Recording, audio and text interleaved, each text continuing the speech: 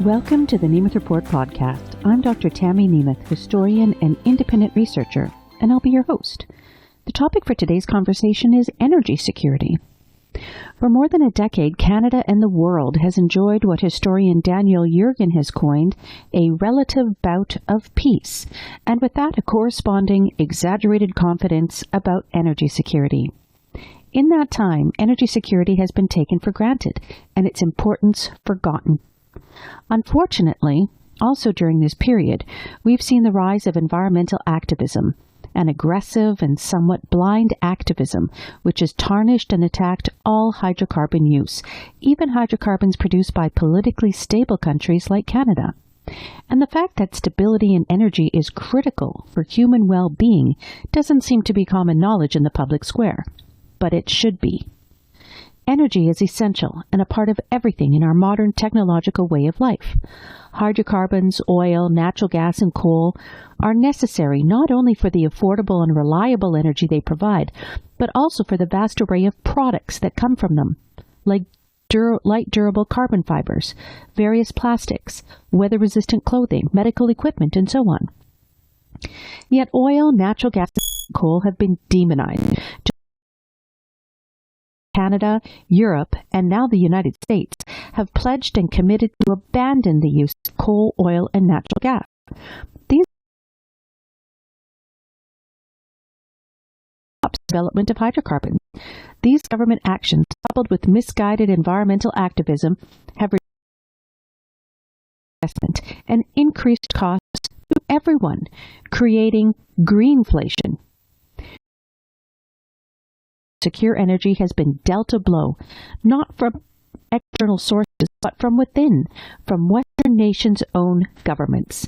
Our once robust, secure, reliable energy system has been made vulnerable and weak by our governments.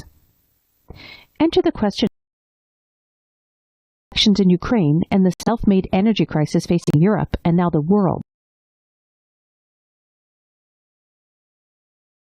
Back into the conversation. Joining me today to discuss is Dr. Ron Wallace. Dr. Wallace is a former CEO of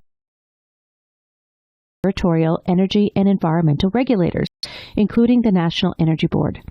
Dr. Wallace is a fellow of the Canadian Global Affairs Institute and a board member of the Canada West Foundation. He worked with the World Bank, the Asian Development Bank, and the European Bank for Reconstruction and Development on international resource. In 2019, he was appointed as the GNWT representative to both the Mackenzie Valley Environmental Impact Review Board and the Environmental Impact. He recently chaired the Alberta Coal Policy, including the Global Energy Transition Confront East versus West REALPOLITIK matters. You can find the links in the description. Thank you so much for joining me today, Ron. Let's get right into the conversation. I saw recently that Germany had taken over the Gazprom assets or whatever in Germany. So the gas reservoir supplies. Right, and so then Russia cut it off, and they were like, "Oh, you're using energy as a weapon." No, really. Well, I've been talking about this. I've been talking about this in my op-eds for a month or so, and nobody is really catching on to the seriousness of the fact that Ukraine is more of an energy war than it is of a geographical positioning, and with all those gas pipelines going through, with the Ukrainians now shutting down, what's happening is, and I was saying it at the conference, how come none of the gas plants conflict? Both sides are very carefully avoiding those potential conflicts, those strikes against that infrastructure. Well, now it's happening. Gazprom's shutting down the gas into Germany, and Germany is one of the factors in the present economy is that Germany is the fourth largest economy in the world. The Russians can shut Germany down overnight. Yeah. And nobody's talking about this. And, the market bouncing around and blah, blah, blah, blah, blah. Well, you want to see an economic markets. Just wait till the Russians really shut it down. And it's heading in that direction. Gazprom's shutting down. The Ukrainians are shutting down the lines. The Russians just cut off Finland this morning from electrical hydropower. Well, what's the next shoe to drop? Right. It's interesting that they're doing it rather incrementally. And well, it is. It's because there's so much at stake. The Russians are doing it incrementally because that's where they get 40% of their national cash flow. And, they don't want to cut their access to Western dollars off completely by shutting off Western exports. On the other hand, Germany and the Western saying we're going to move off Russian oil and gas. Well, the other thing that nobody's talking about, I've been talking to Jack Mintz about this yesterday, is that, they can replace some of that oil and gas with Western, but it's coming in at 2 to 3 times the cost. Yeah. The Russians are going, well, cut us off, cut, for a strategic war. Common sense. Boggles. Well, it does. Common sense economics doesn't matter anymore. It's all about the world oil and gas economy is now based on policy political decisions. It's no longer based on economics. And that means that the economics and the markets are up quite. Toronto's up 472 points on my other screen that I run my company with. And West Texas is up $4 to 110. So, don't look to traditional economics to predict the GDPs of the U.S. and Germany. Look at the political world. It's all political dynamics right now. It's incredible. I've never seen anything like it. But it's been this political dynamic since they started the whole energy transition. It's all been political. It's never been economic. That is a wonderful and a beautiful point. And thank you for adding that because it's exactly correct. And people don't understand that and when I first started talking about this a couple of months ago, I said the path to net zero runs straight to nuclear war. And when I first said that to people, they just about fell over. They thought that was such an extreme statement. Well, and what's happening now is I was listening to some commentators yesterday that are saying, oh, this conflict's wonderful because it's going to accelerate by 2 to 3 times the move towards renewable energy in Europe. Well, the thing that has caused this problem and precipitated is now the solution. Oh, and by the way, if you spend another $1 trillion, you still don't get to where you need to be for energy independence. You cut it down by about 15%. So, like I said, economics and common sense, when you're saving and threatening it with nuclear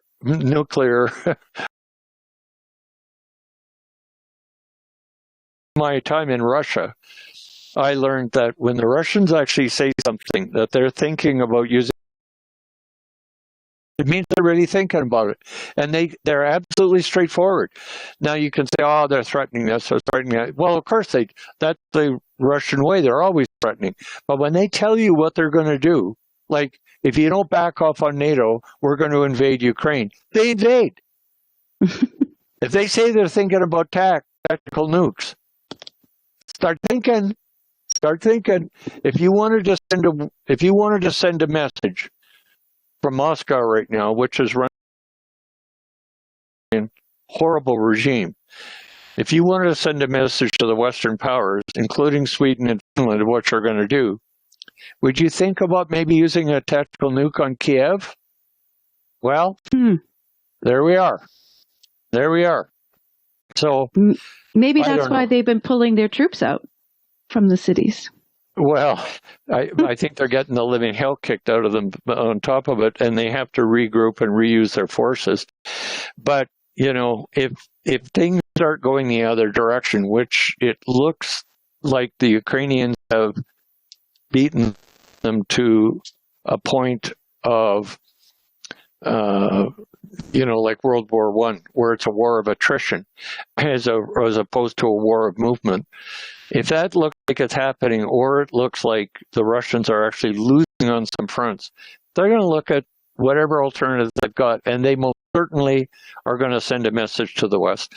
And as I quoted Anne Applebaum, the dean of Western writers in Russia, who said that Putin has thrown away 30 years of progress. Well, they've not only thrown it away, they're going even further.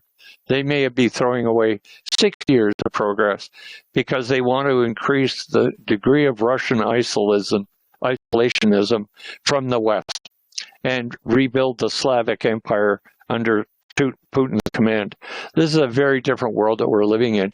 And for the people that are running down the net zero pathway to renewable power, they just do not, and this goes right to the top of the Biden and the Trudeau administration in Canada. They do not understand what's happening. No. They do not understand what is underpinning this economic energy war that's happening in Europe right now, and which has spread all over the world. But I thought one of the interesting things that we could start at is defining energy security. Because I think a lot of people don't really, they ought to have an idea of what that means, but I think many people don't. So how would you define energy security? Well, that's a really good question. I think it comes down to very, very simple elements. Energy security is, can you heat your homes? Can you maintain an electrical system and a transportation system that's economically viable and sustainable? Period.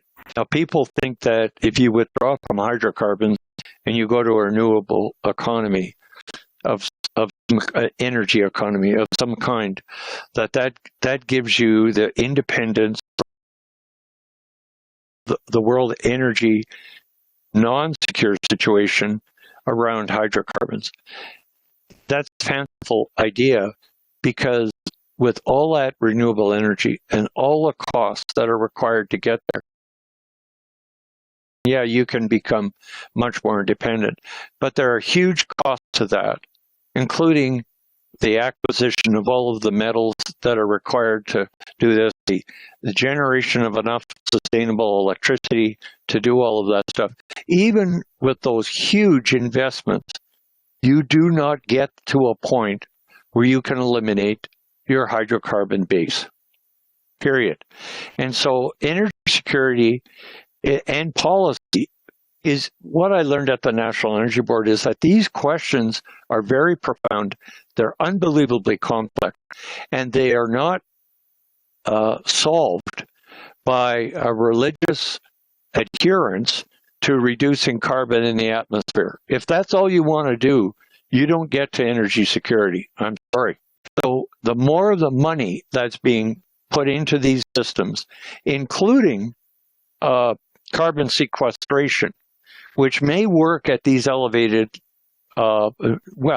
which may or may not work technologically. There's a great deal of concern that the existing plants are not meeting their current requirements or estimated extraction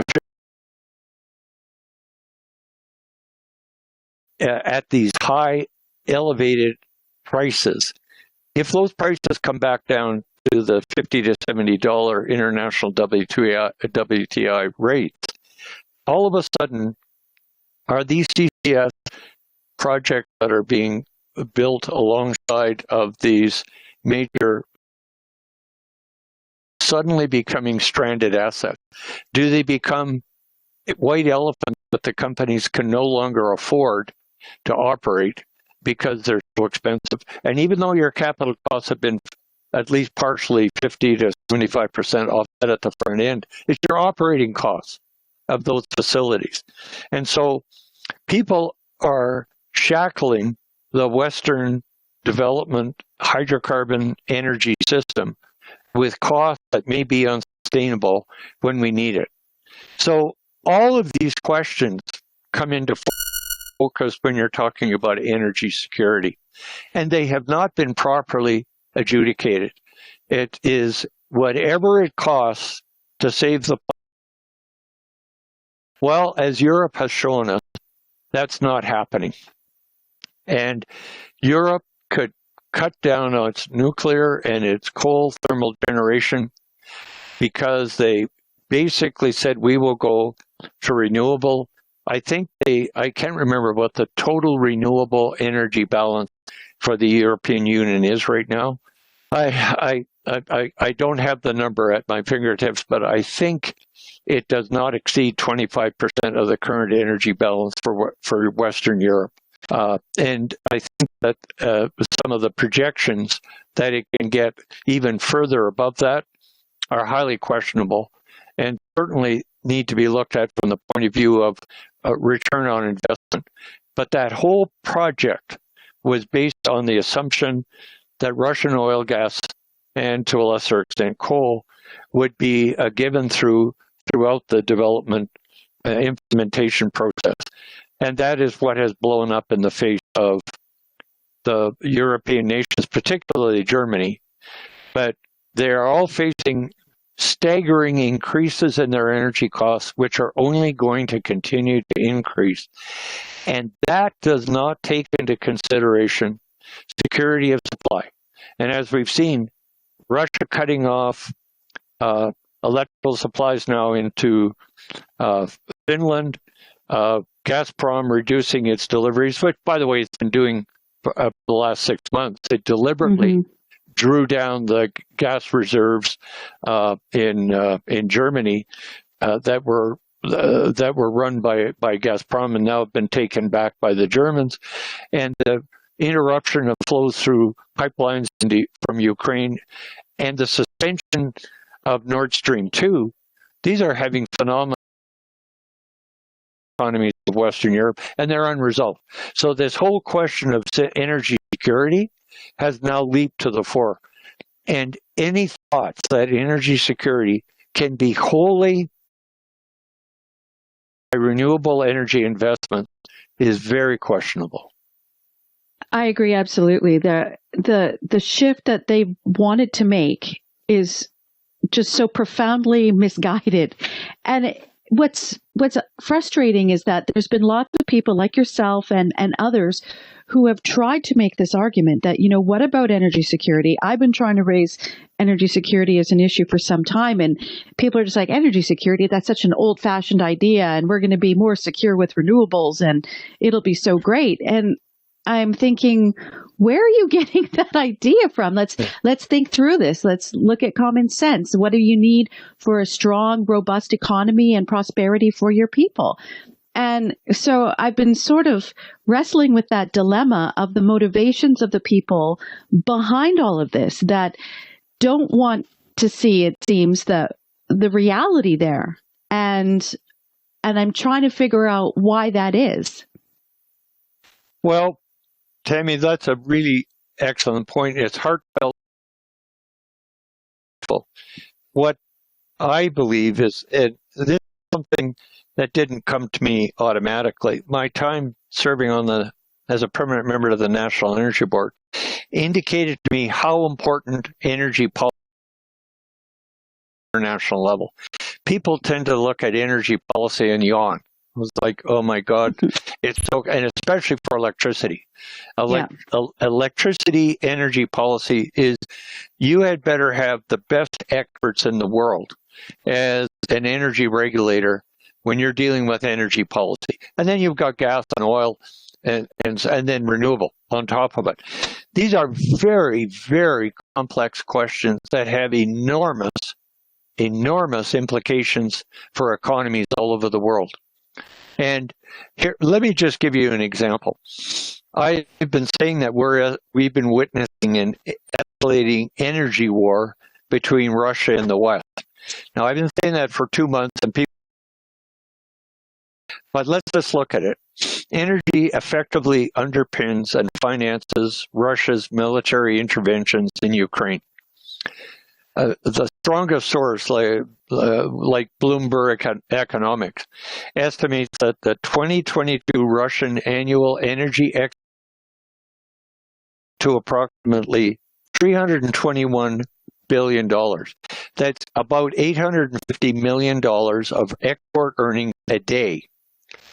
So if you look at these expanded Western economic and financial sanctions that are hitting Russia or aimed to hit at Russia, they're more than offset by Russian energy export earnings in the short term.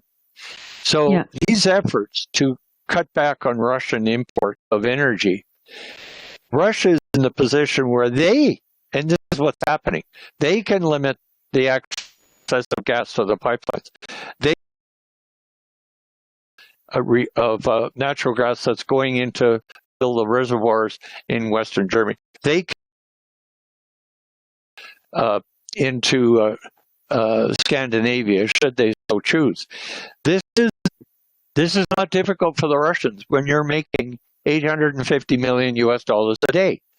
Now, so who's got the energy? The resource economic problem. And the head of Gazprom has said, okay, Europe, go ahead. You'll notice they have not cut any of the gas flows off from Nord Stream 1, which is 55 million BCF alone, that one project. And as the head of Gazprom says, go ahead, Europe, cut us off. What he said is, you are going to greatly increase the cost to your economy, and you think you've got inflation now. You wait till you start importing American oil and gas and LNG at, and I don't know what the multiple is, but it must be a significant multiple greater than their cost to import Russian gas. If you're now going to have to build on an emergency basis an onshore LNG import platforms and shift your oil consumption and even your coal thermal changes, there's going to be phenomenal costs go through your GDP. Hanging over this is the Russian threat to just simply cut them off. Yeah. So you don't need to invade Western Europe. What you need to do is just shut off the light. Yeah, exactly.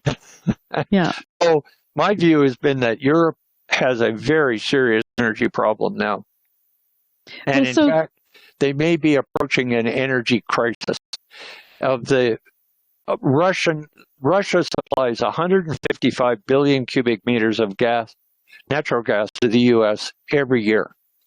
And in face of these ongoing delivery interruptions and discontinuances of supplies, the German and French economies are going to have to consider rationing or maybe even a direct reduction of consumption. That's going to have a huge effect on the German GDP.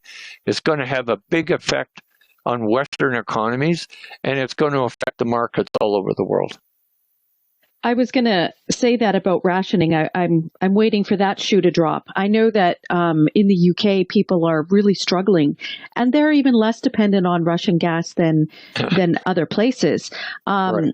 But, I'd written about how we're revisiting all of these ridiculous 1970s policies. It's like we're just pretending like we didn't learn anything from that. And one of the things was the wage and price controls and the potential for gasoline rationing or whatever. I mean, they're already warning there's going to be diesel shortages in the United States this summer.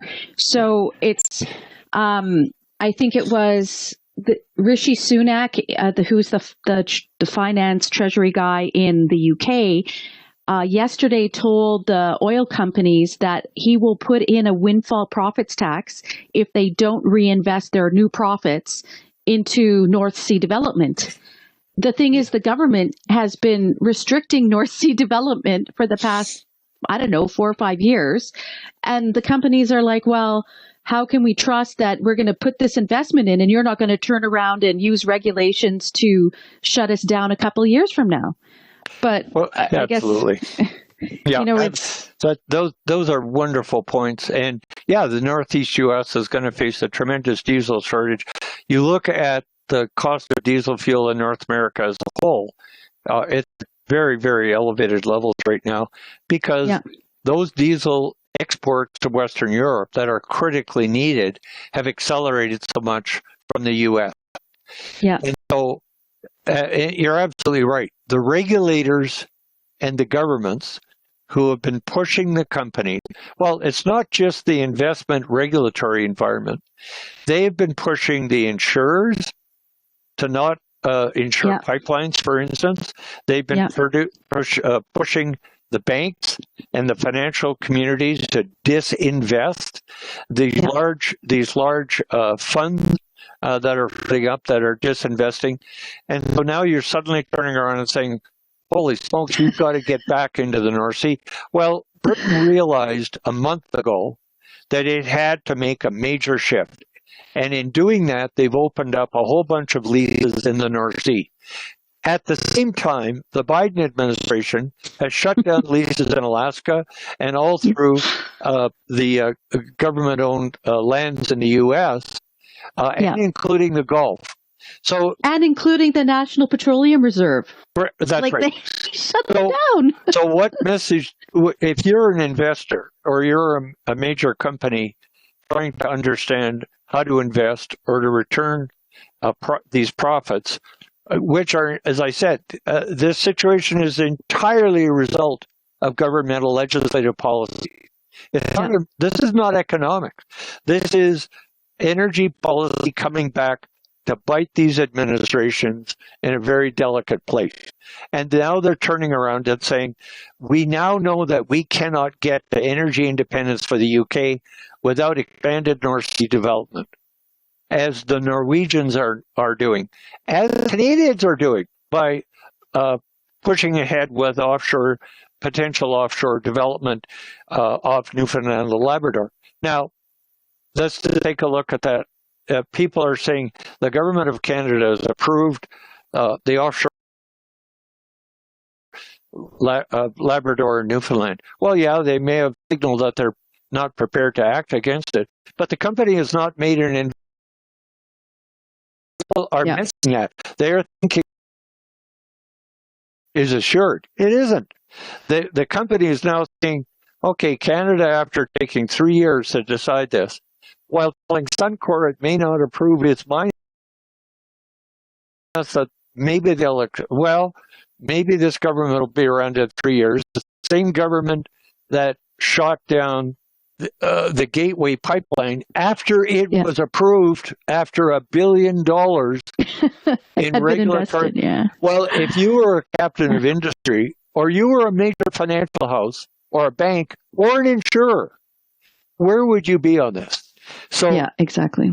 So that my point is that energy policy may be boring and it may be complicated, but it has effect with a vengeance down the line. And energy costs underpin the entire inflationary and deflationary effect within the economy. In effect, people have been playing. It's like you're playing a very large aircraft and you've got someone playing with one of the instruments on the aircraft. The instrument is called carbon and renewable energy. And all of the other instruments you're ignoring. But the airplane is slowly rotating over and going into a nosedive. Well, guess what's happening here? You cannot have contradictory policies and expect consistent investment by financial houses, banks, insurers, or the corporation. And if at the end of the day, your energy costs, which is what's happening, are going through the moon in a highly inflationary environment where your GDP is moving in the wrong direction, well, maybe the legislative process has to be corrected by the political democratic process. I don't know. I don't know either, because it seems like in Canada, you can't even have a proper energy policy discussion without the environmentalists going crazy and saying you're destroying the planet. So if you can't even have a rational conversation about what's required to keep the Canadian economy going and allowing for prosperity for people, providing the framework so people can prosper, then I think we're in big trouble. And the conservatives all the people are like, well, what's their climate policy? I don't care. I want to know what their energy policy is, and how do they plan to ensure Canadian energy security? And like you said, with all of the investment firms and whatnot, I think it was interesting. I think it was yesterday or maybe the day before, BlackRock came out with a statement to its shareholders or whatever, its investors, and said they will not be pursuing a lot of the activist proposals because it will violate their fiduciary duty, because a lot of these activist proposals were about destroying. You have to divest, and we need more regulations on these companies for climate change and whatnot. So now BlackRock, after all these years of warning companies they better toe the line, they're now saying, actually, you know what? I think we have to rethink this a little bit, and we need more investment in these things. I was talking to someone the other day who was saying that there's 17 major insurers in the world that would normally have backed oil and gas development or pipelines or whatever. Only 3 will do so now. And one of those 3 is now thinking of not supporting hydrocarbon development anymore. So that leaves you 2 insurers.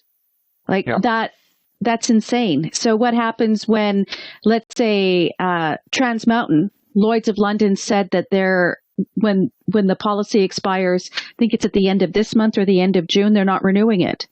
So once that falls apart and they can't find another insurer, and the activists drag things out or do some kind of eco-terrorism thing, then what? Who's on the hook for that? And well, it's certainly, in a restricted market like that, it's certainly going to make for a very profitable situation for the insurers that are still left in the mix, because they'll be able to set whatever rate they want, and of course that's going to be paid for by the eventual cost of the system, and right. Then you wonder where your inflation is coming from. But you're absolutely right. This is a very complex situation where I see you've got 2 universes developing: the world of expectation on climate, which is embedded right at the top of the Biden and the Trudeau administrations, and the world of reality. And the paper that Jack Mintz and I just wrote with Montreal or the Macdonald-Laurier Institute, we talk about how these 2 worlds are colliding in. But there's a couple of items that underpin that.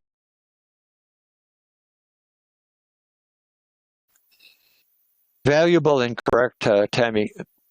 Whether or not the shift away from hydrocarbons to renewable energy forms by 2050 is achievable without serious economic and strategic dislocations remains a question that is unanswered. Saying that we must go there or it's the end of the world. Well, maybe it is. But I can tell you that those assumptions are very questionable right now. And we can certainly say that early signs of this progress, especially from the experience in the European Union right now, are not encouraging. Now, people are saying that this has been precipitated by the war in Ukraine, and yes, that's quite correct. Were these warning signs emerging before Russia invaded? Oh, yes. Oh, yes. Look at the price of energy in the UK.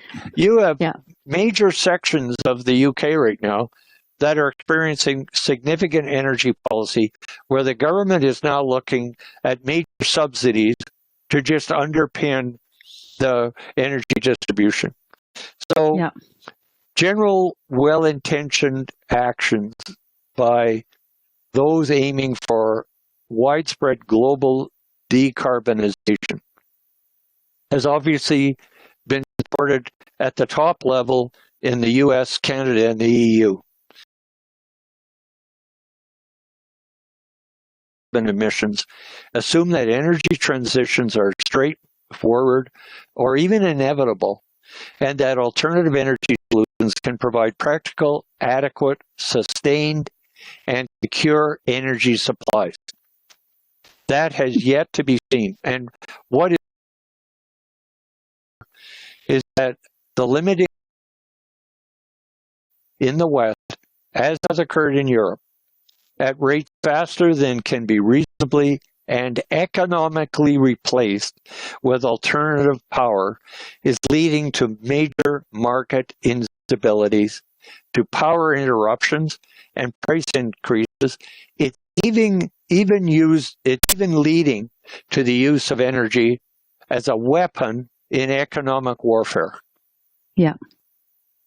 So there you go. And absolutely. But here's the great irony. The reward with enormous economic windfalls are occurring to fossil fuel providers outside of North America, including Russia. Yeah. And this is coming at a time of accelerating post-COVID energy demand, which is heavily focused on fossil fuels. And what Jack and I were suggesting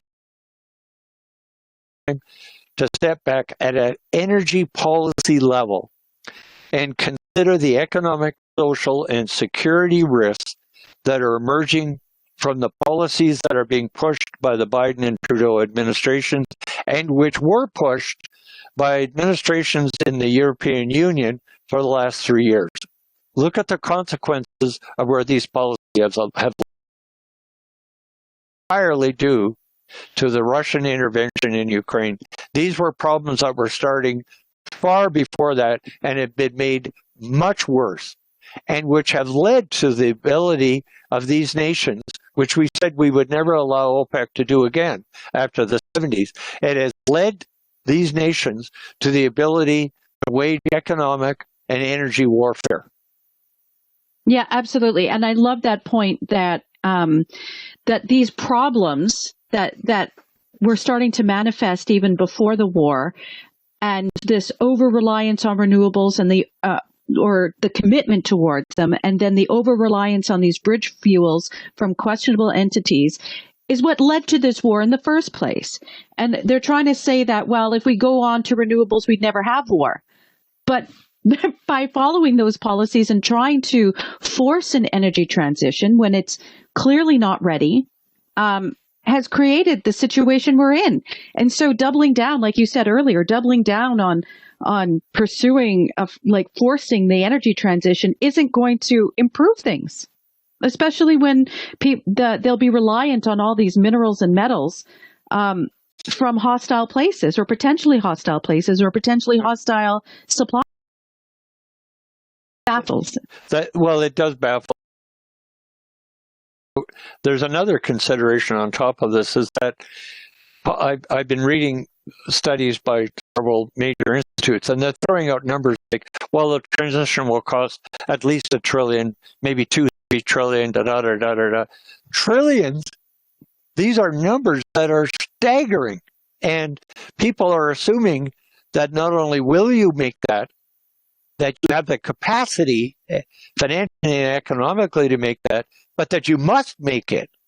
These are assumptions. So here's what the Dean of Energy in the United States, Daniel Yorgan,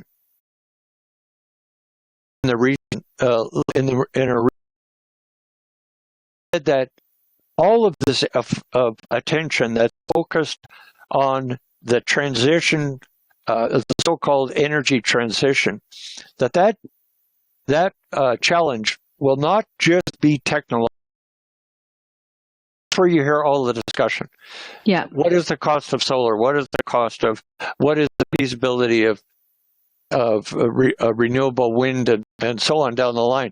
It's all technological. What Jürgen is saying is that you've got to understand it's not just a technological. This is an economic, political, and security discussion. That's what's emerged.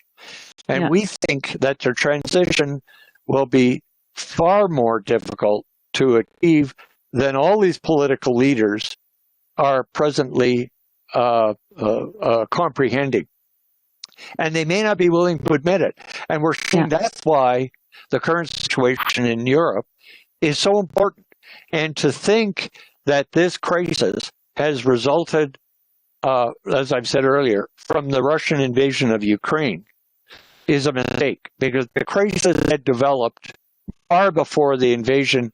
What happened is the invasion has made it a magnitude worse. Yeah. And it's economic energy warfare that is now spreading around the world. And I'll give you another example. There are rumors, well placed, that India is working out importation of Russian oil at a fraction of the current world price. I heard that, yeah.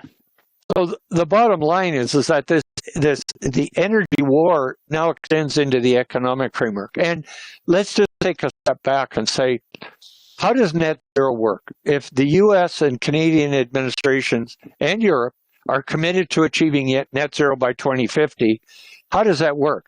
Well, let's be honest about this.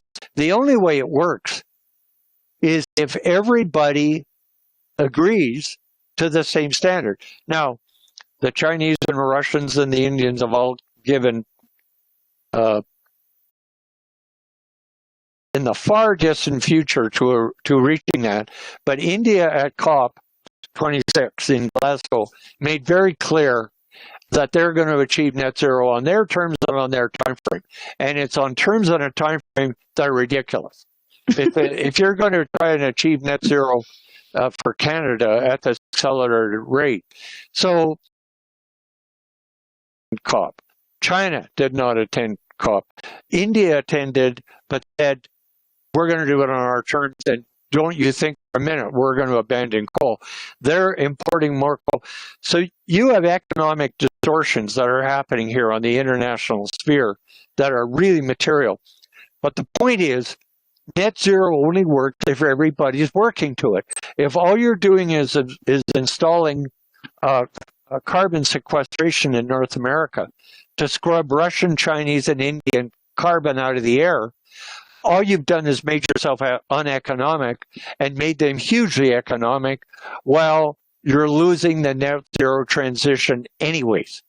So all of the efforts that have been made by the UN and COP over the last little while, quite frankly, are for naught. And the Russians, sure as hell, have made it very clear right now that they're not part of any energy transition. Their investments into hydrocarbon have proven to be one of the best economic bets they've ever made. And the European Union's bet on renewables turns out to probably be one of the worst. Well, when are we going to start acknowledging this? Well, you know, that I'm so glad you mentioned the report that you recently wrote with Jack Mintz, because I really like this point in your conclusion where you said that the West, North America and Europe, do not have a strategic interest in constricting or reducing global energy supplies. But these governments are doing so anyway. And so I thought, what are the implications of that? What are the implications of them they don't have a strategic interest in doing so, and yet they're doing it anyway.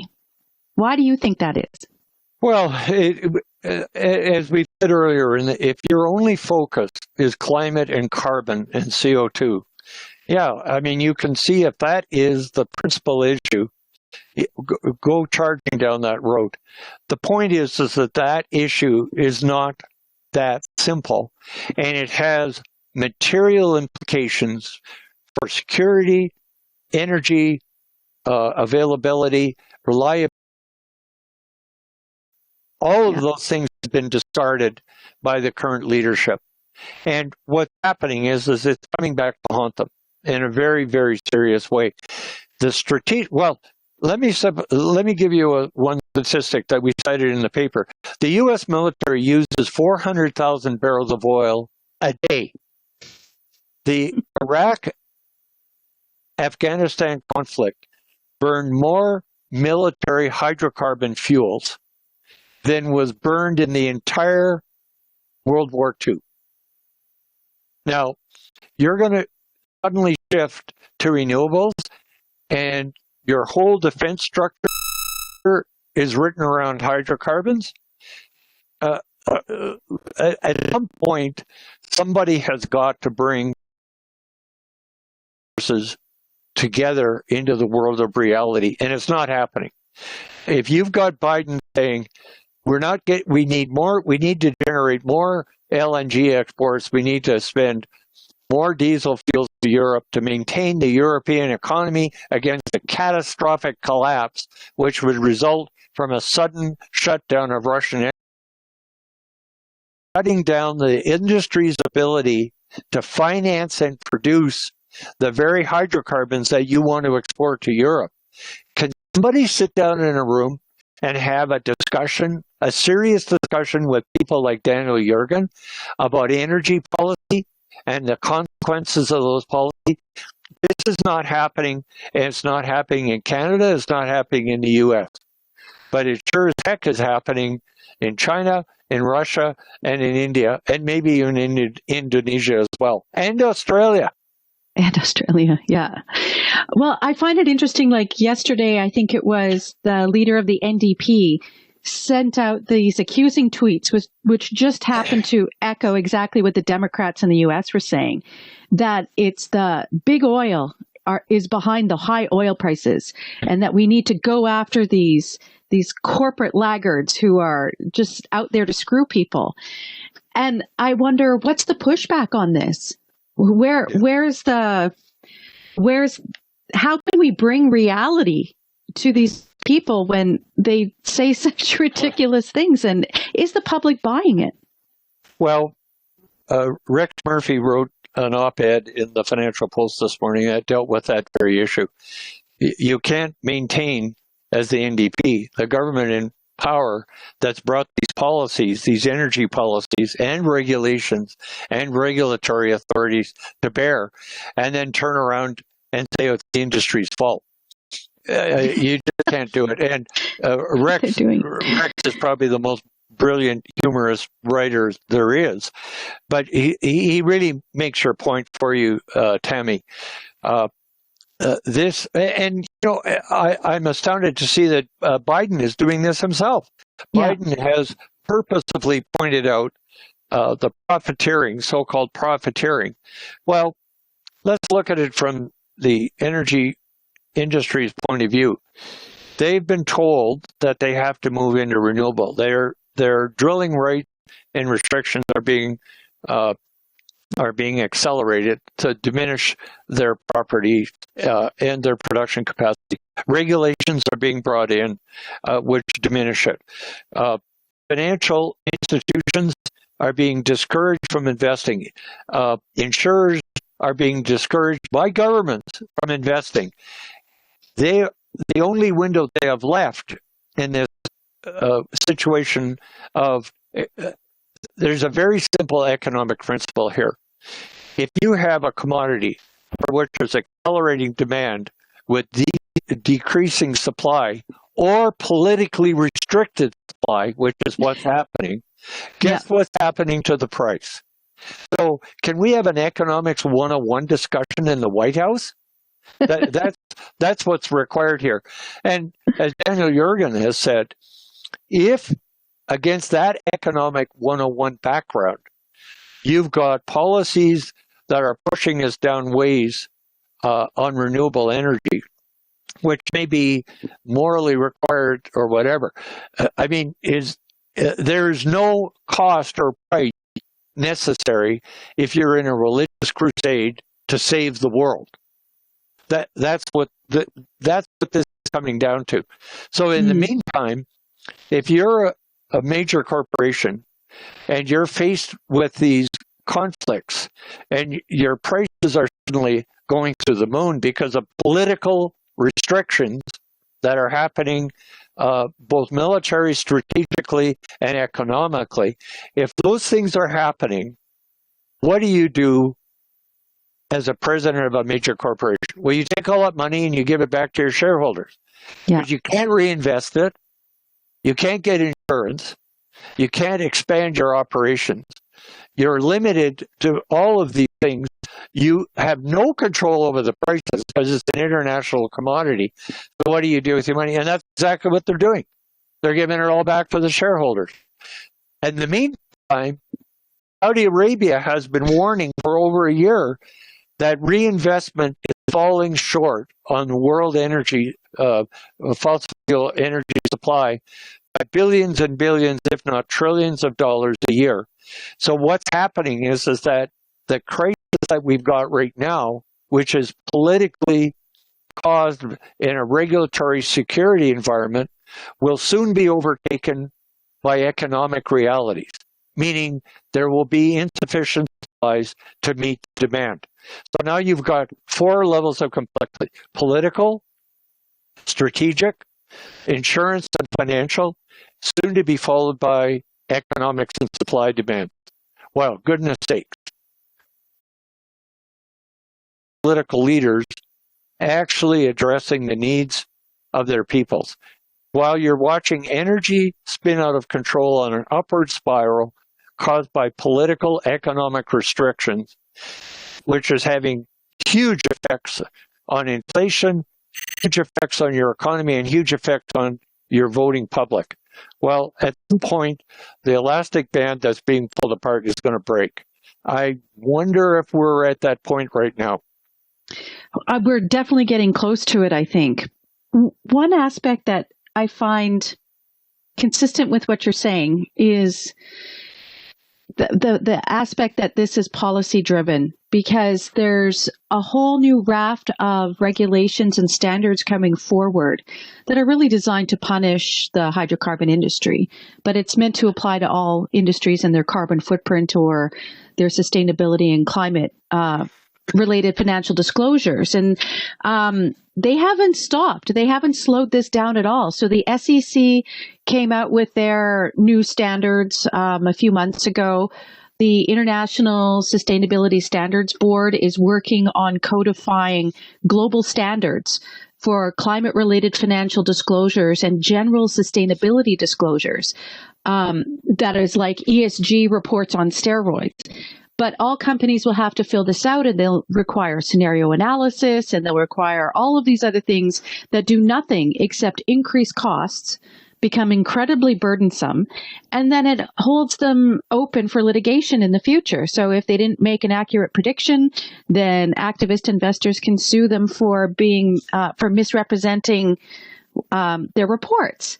So they're not slowing down in any of these regulatory constrictions that are in the pipeline. So I feel like they're interested in finding a short-term solution to kind of keep people from being too upset in the short term, but for the long term, they're still committed to this pathway. And when you make the point about it being something of a religion almost, that's troubling. That, you know, and I don't know if the public really has a good feel for what's going on. I know people's lives are busy and they're occupied with lots of other things, how much they're paying at the pump. Maybe they're looking for someone to blame. But I don't think that we keep talking about we need a conversation, and I don't even know how to even penetrate into those who are in positions where they ought to be thinking about these things to have that conversation. Well, that's a lovely summary. And you know, we've seen the Biden administration prices and for oil prices. Well, we know that's as I've said. Yes, the war has made it worse, but it is not the reason. So, for administrations to deliberately make these conclusions and put that out in the public, I think is a bit disingenuous, to say the least. And we've also seen this attack on big oil coming from not only Canadian, the Biden administration. You cannot restrict and continue with the policies that you're talking about, Tammy, without a direct effect. And that's why the European experience is so important. I think administrations in Canada and the U.S. have found it convenient to blame the Russians. And yes, there's no question that they've made the world food supply, the world fertilizer supply.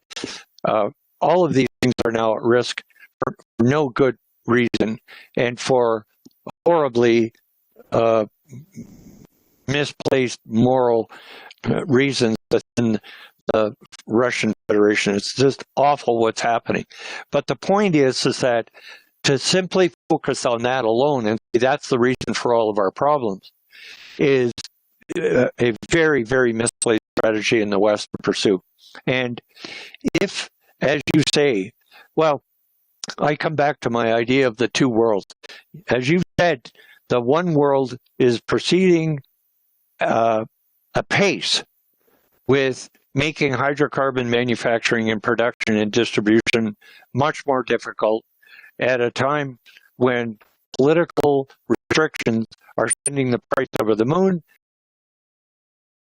is cascading effects on these economies, not only in inflation, but in reduced GDP.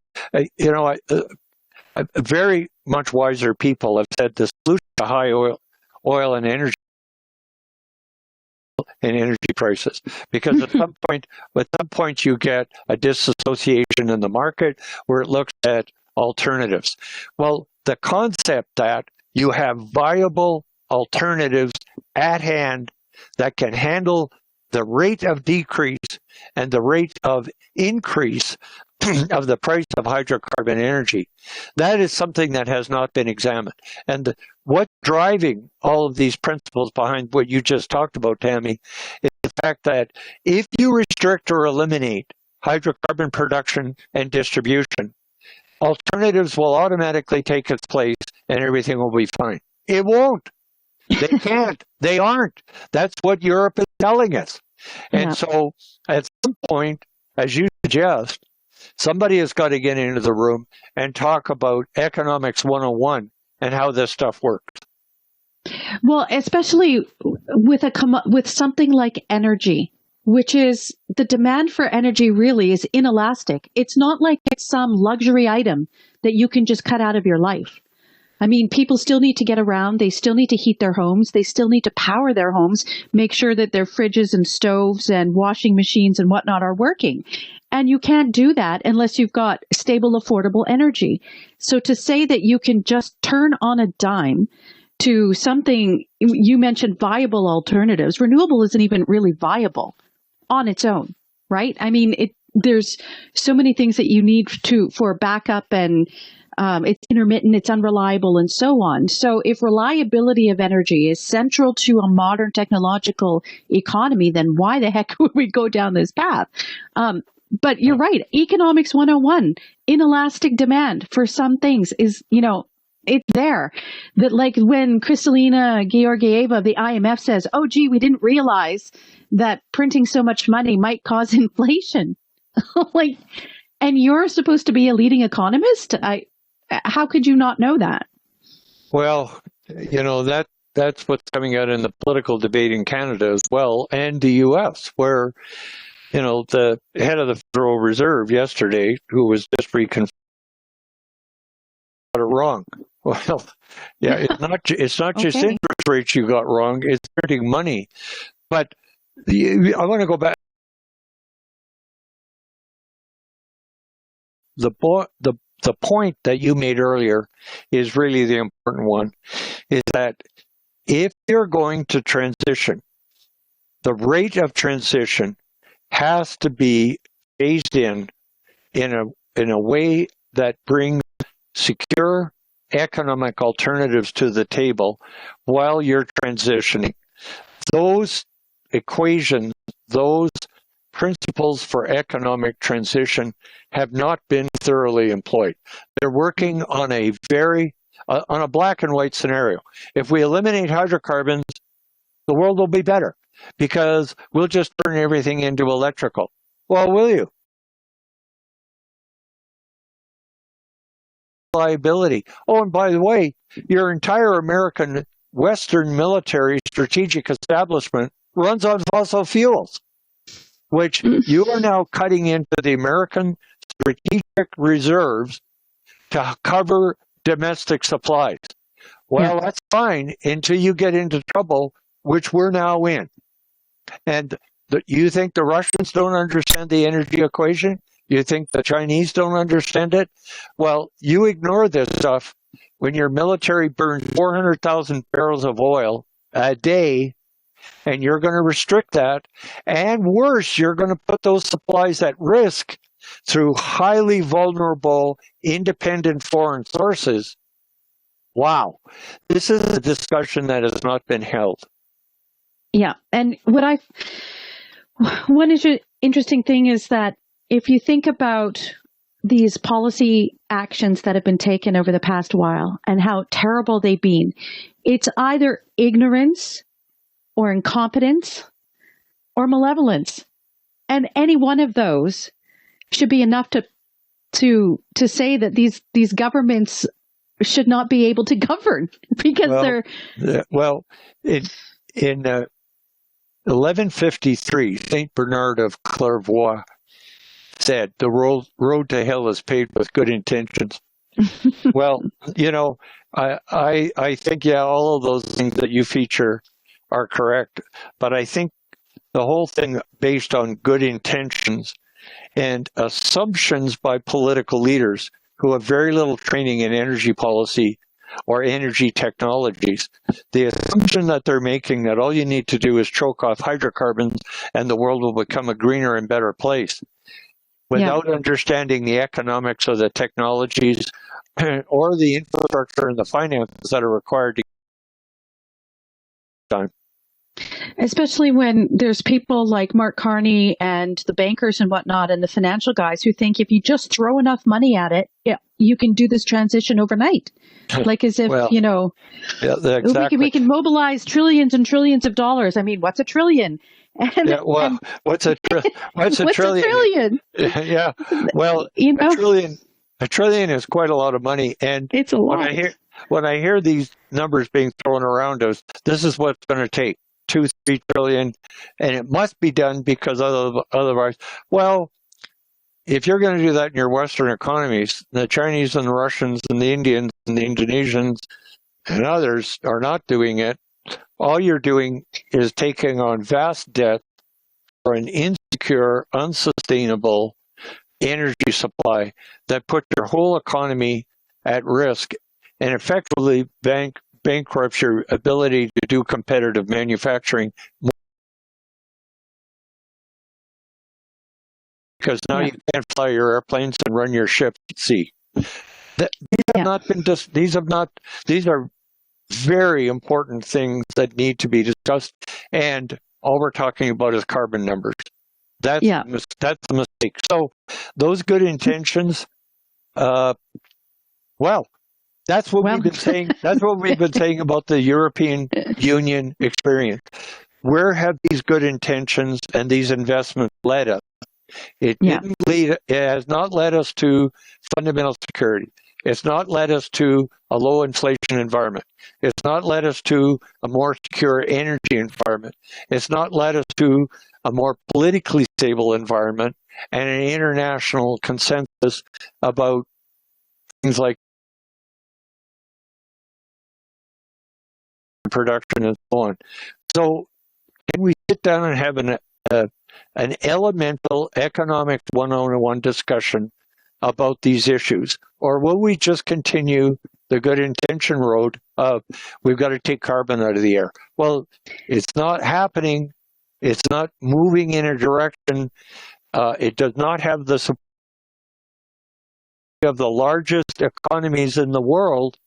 Well, I remember a comment that said our Prime Minister said that Canada wants to be a climate leader. Well, if you're going to be a climate leader, you're going to be leading. Who's following?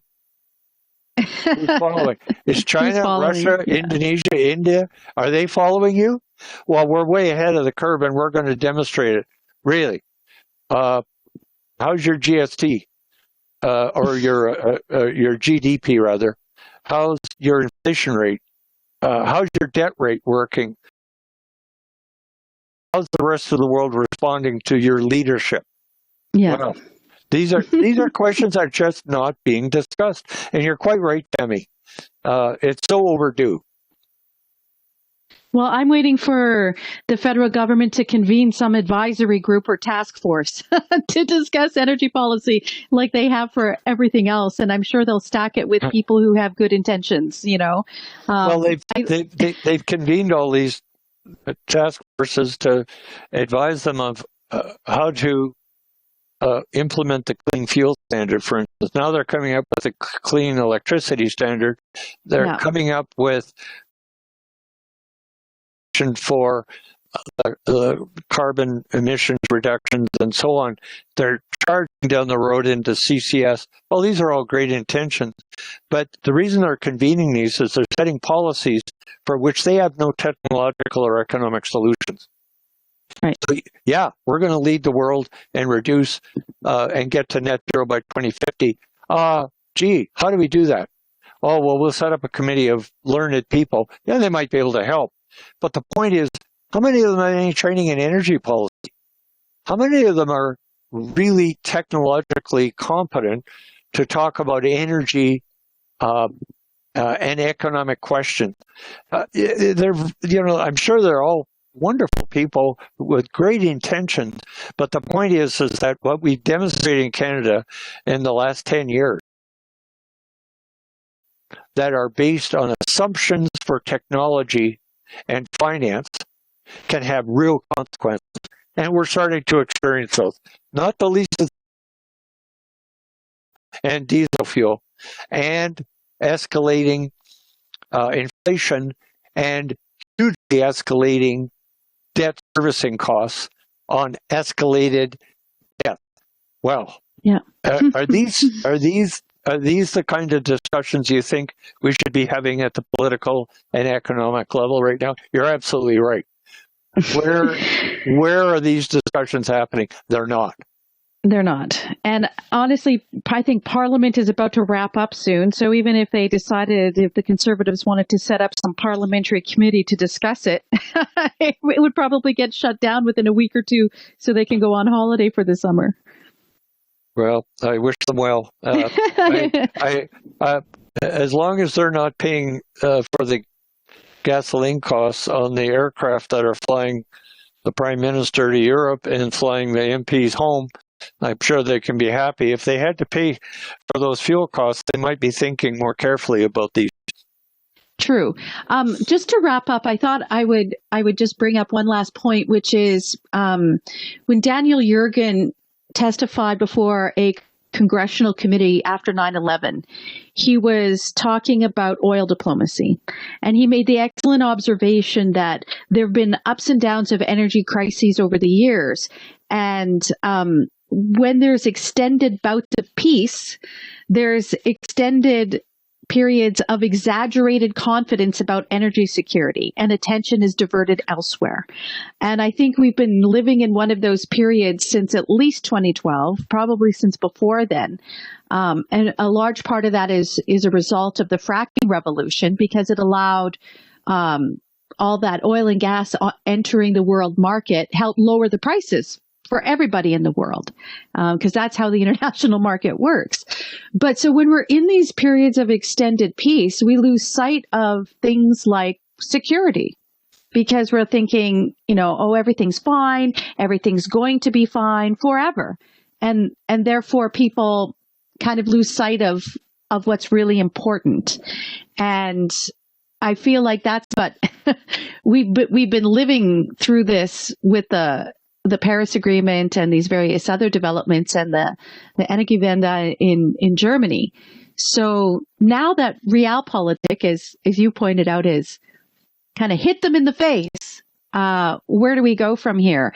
And I know it's still early days, and I think a lot of people thought that the war in Ukraine would end fairly quickly, and it hasn't. So I think there's still time to have that conversation. And I'm so glad that we're having this conversation to maybe inspire some people and to raise the awareness that we do need to have an adult conversation about economics and energy policy and what that means for the future of Canada. Well, I'm really glad you're ending on that note. That's a very high strategic note to end on. And citing Daniel Yergin, you could do much worse than that, I'll tell you. But here's someone that has consistently pointed out the value, the strategic value of energy. And as we point out, this idea that you can rapidly transition without having technological solutions, which are economically valid, to a renewable economy, while ignoring those strategic and economic consequences that are happening right in front of us right now. It's a very dangerous proposition. As I said in several of my op-eds, right now we have an economic energy war that, quite frankly, the Russians are winning. They invested hugely into their Arctic Yamal oil and gas reserves and importation. Yes, Europe is going to probably move away from it, and yes, there's going to be a long-term effect on the Russian economy. But right now, Western Europe is paying for the invasion of Ukraine. The Russians gambled heavily on fossil fuels, and Europe gambled heavily on renewable. Well, where are we today? Who's winning that war? Who's winning the energy war? Yeah, that's a really good way to end it. And you're right. Who's winning that one? It's not Europe. I don't think. And it could get catastrophically worse. The direction that things are going right now, with a reduction of gas flows through pipelines by and for and within Ukraine, by Russian retanking of energy supplies, the gas into Europe, the escalating costs of diesel and LNG imports into Europe, and the limitations of into the Scandinavian region. These are connect the dots. Is this moving in the right direction? I don't think so. Yeah. Very, very incremental in the moves. Makes sense there. Yeah. Well, thank you so much for taking the time out on Friday the 13th to have a chat with me about these issues. It's been wonderful. Day. Yeah. Well, thank you, Tammy. And I really enjoyed our conversation. I wish it could be more frequent and closer, but bottom line is I think you're doing great work, and I really encourage you to keep it up. Oh, well, thank you.